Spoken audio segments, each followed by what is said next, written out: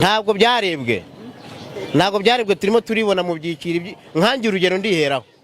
ibihumbi 20 mfite umuryango w'abantu batandatu kwanza ni barindwi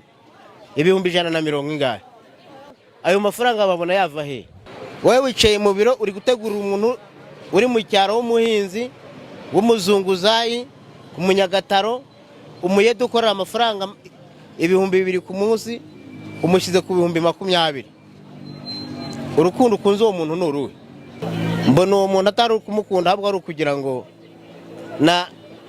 na bwa buzima yahumekeragamo bwo mu kwaha nabwo bumuvutse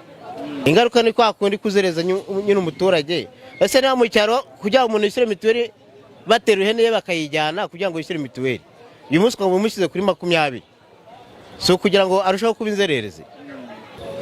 uwo muntu wabashyize kuri 20 yaganirije nde ubusanzwe natangaga ibihumbi 3 kuri mituweli none iki cyiciro dushyizemo turabona kigiye kugorana ngange mvuye kwireba mu kanya nsanga nzishyura ibihumbi 20 kandi ibihumbi 20 ku muntu umwe sanze ari ikibazo kitugoye cyane sinzi aho bahereye kugira ngo banani badushyirari hamwe n'abana twari bane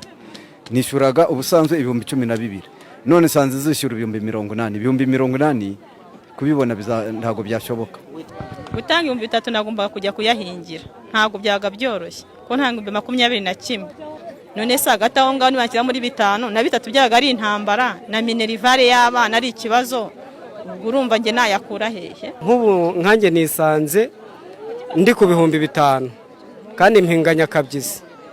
harya ubwo nimba mpinganya kabyizi nkaba nisanze ku bihumbi 5 nzava guhinga bubyizi ya 5 nyishyure binkundire kugaburira abana biragoye kwigisha abana